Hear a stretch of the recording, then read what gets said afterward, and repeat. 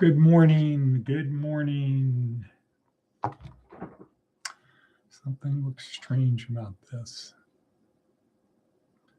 Is that it? Lighting?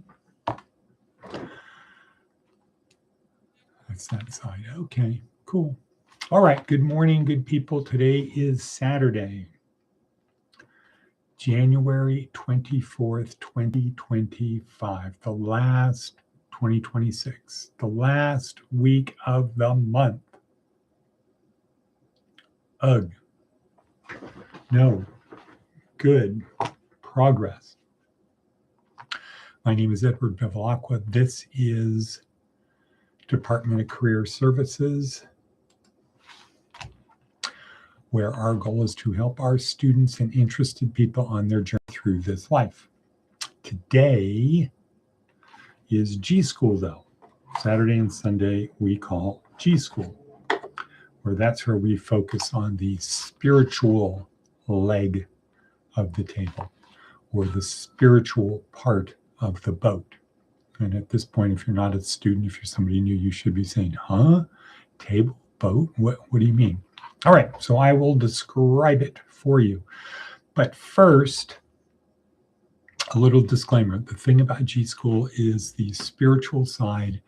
This is for people who are not saved, people who do not perceive themselves as saved, people who are maybe agnostic, people who are intellectually atheists, but are like, there's something missing here. There's something missing. I don't know what it is, but there's something missing. So, yeah, right. I'm thinking about something happening at 11. I have a Zoom call with some classmates. One classmate couldn't go to class, so there was the professor put out there, why don't you see if some of the people from class would talk to you or have a Zoom call. So anyway, that's what I'm doing at 11. Haircut today. Nobody cares about that. Why are we here? We are here, as I said earlier, to help our students and other interested people, but it's only for people who are either not saved, do not perceive themselves as being saved, or they don't have all the answers. If you have all of the answers, meaning it could be there is no God, this is hooey, or there is a God and I already have all the answers for you, but you are of course invited, and the suggestion I would give would be to come with an open mind, not as somebody who is there to be critical, because that it's not going to have any impact on the show, because this is from me out. Your responses coming in aren't going to impact what I'm going to say. So might be better to have the attitude of a student saying, so that's what that person thinks, huh? Wow, that's what they think.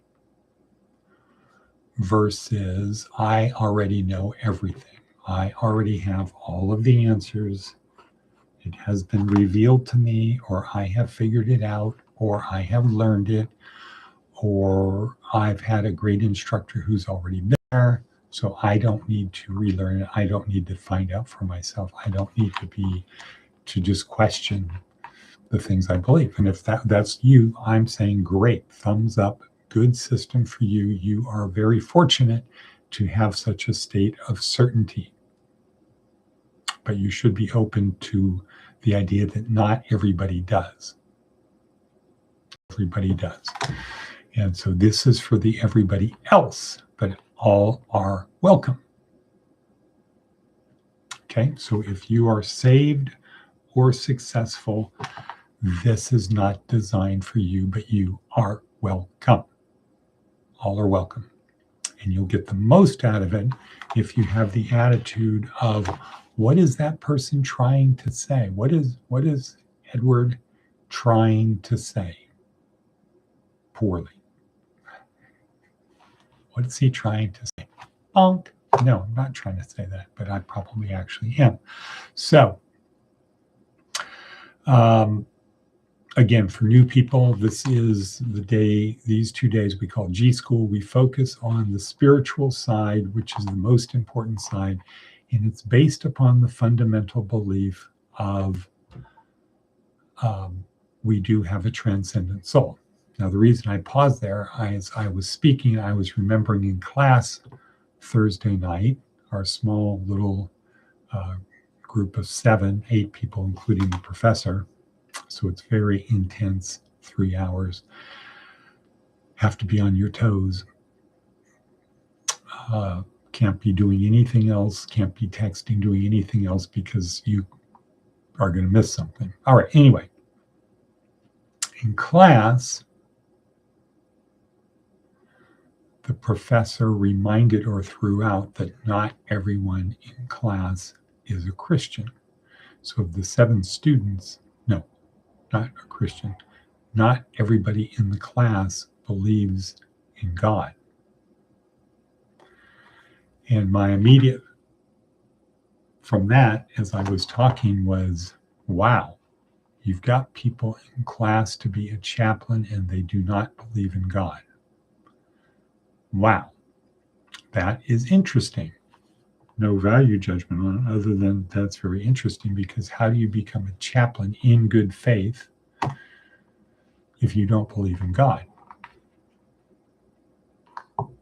And I know who the people are, and I understand it, and I see it as an opportunity for them, and maybe what they're going through is how is it I can get to believe other than through all of the other channels that people have said that do not resonate, have not stuck. So I had to wind it back to something that could be appropriate here for people watching, which is the question, what happens when you die? Is it something or nothing? What is it that happens when you die? Does something happen or does nothing happen? And if it's nothing that happens, if we're just atoms in the void, then what? What's the point of anything then? Pleasure would be the point. Pleasure. And let your genetic programming kick in all I can't remember the elegant equation. Anyway, it would be the elegant equation. Man is a machine controlled by a brain that distorts reality in order to survive and thrive. Okay, but the fundamental thing is to pass on our genes. Okay, anyway, we're getting far afield from where we are today. So on the one hand, this is day 6 in week 4. Tomorrow is the last day, then we start over. Week 1, day 1 is on Monday. But today, day 6, week 4, and our focus is the categorical imperative. In fact, our theme of today, our themo-memo for today is the categorical imperative, a better mousetrap. And when I'm watching the YouTube video, the in quotes YouTube video that we have posted today, no, not the in quotes, it is a YouTube video, the in quotes TED Talk, which is like stories of old, doing Kingdom of Heaven, focused on the categorical imperative, and it is really good, really, really good. The professor they have in here, excellent breakdown, excellent discussion of the categorical imperative, and then tying it into the movie Kingdom of Heaven with Orlando Bloom and Liam Neeson and other people who are, good cast, great movie, and it fits, it's good. But the categorical imperative, we're going to talk about that if we don't run out of time, because it is important. So let's get into advice from an 80-year-old. Advice from an 80-year-old. Okay, who stole the advice from an 80-year-old? There it is. Think twice before burdening a friend with a secret. Most people focus on what word in that sense? Think twice before burdening a friend with a secret. So law school analysis would be to underline the keyword think, keyword twice, keyword before, keyword burdening, keyword friend, keyword secret, keyword. That a well-packed sentence. Think twice before burdening a friend with a secret. What is the key word? To think, to like really think about it, to question our conclusion, or to question our thinking. Before, is that the key word? Is burdening the key word? Friend, keyword, or secret? What's the key word there? Most people focus on the word secret because that has the most energy in it. Secret, yeah. There's more packed into that word than friend or burdening or before or twice or think. Maybe people would now say this, or people might say think is the most important word. Think about it. Just don't do it. Don't react, respond. Don't do it. So maybe there's some people, probably no one would say twice, is it? Like it's that important. You need to think. Friend, because would we treat somebody, would we think twice before burdening a stranger with a secret? Is a friend a keyword? If it's a burden, maybe we wouldn't think twice about if it was an enemy. Like, in other words, maybe we always say, maybe the thing gets changed to burden enemies with secrets. Why? That could be one of the actual laws of power. Burden enemies with secrets. Or more of a Lao Tzu type thing. Burden enemies with secrets. Why? Because it takes their focus off of what they're doing and they go down the secret path. I would say the key word there in this sentence is burdening.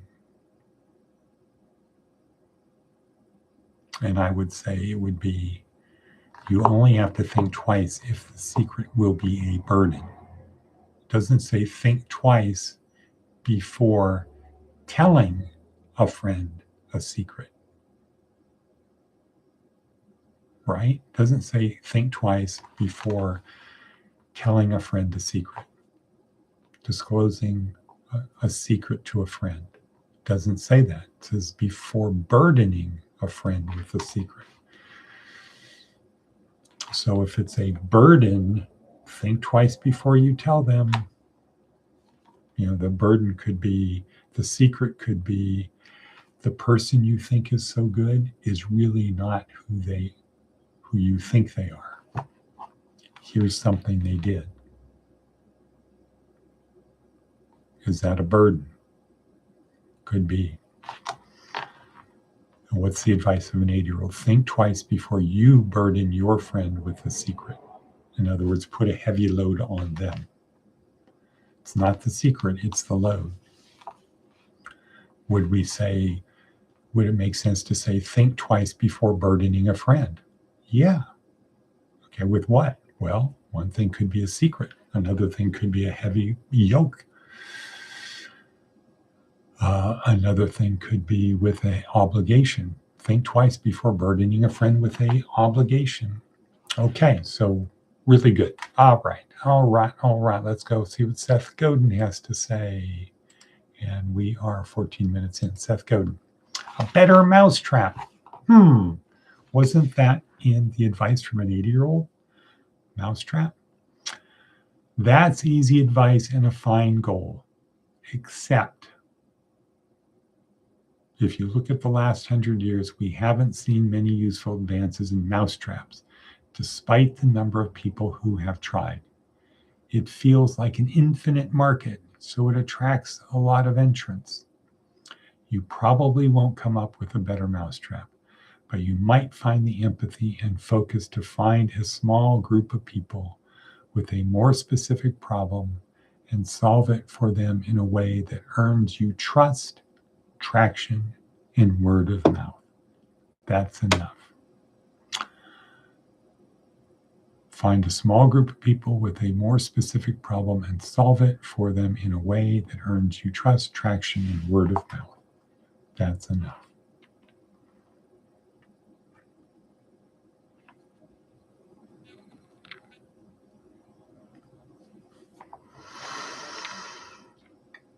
Okay, so we're not going to come up with a better mousetrap, which is a thing that everybody needs. And the idea would be, if I can come up with a better mousetrap, I'm going to be rich, rich, rich.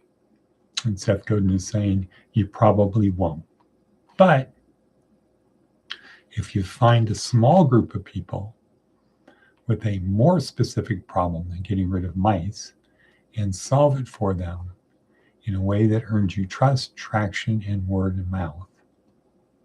So you solve it and they like you for it. Traction.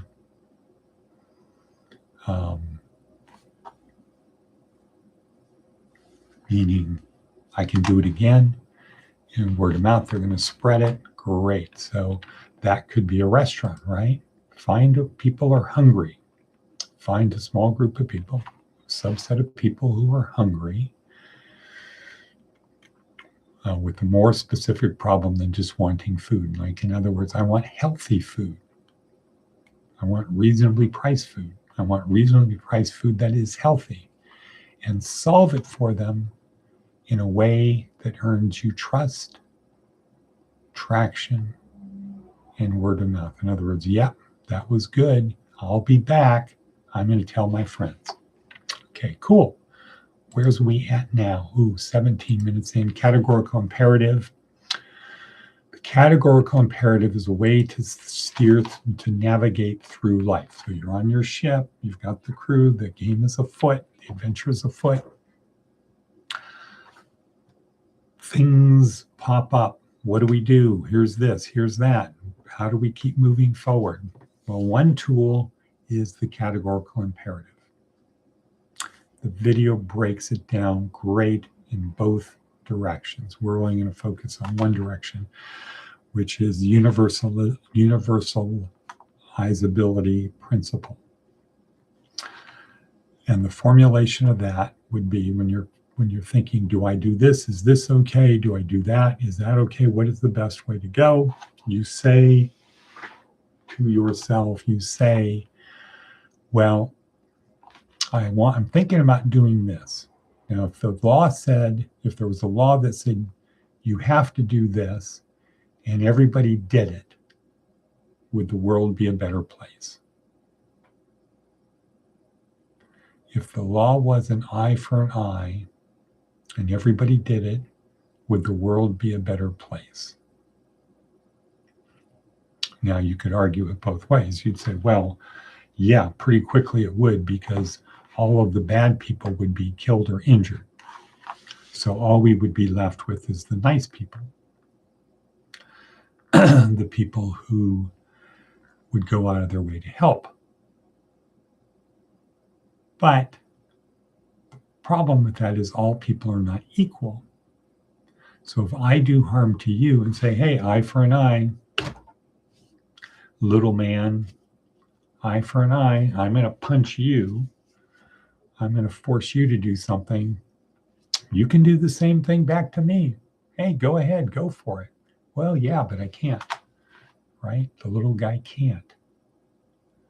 So an eye for an eye doesn't really work in the real world because all people are not equal. That's given. The eye for an eye is given that it only works if all people are equal. If some people are unequal, it doesn't work. You can say, hey, everybody can do it. But if you can't actually do it, it's very unfair. Whereas the categorical imperative says, if everybody act that way, would the world be a better place? So you'd say, no, eye for an eye does not work with the categorical imperative because everybody can't do it. It doesn't apply. So what I'm thinking about doing doesn't work, and it's time to go and cut people.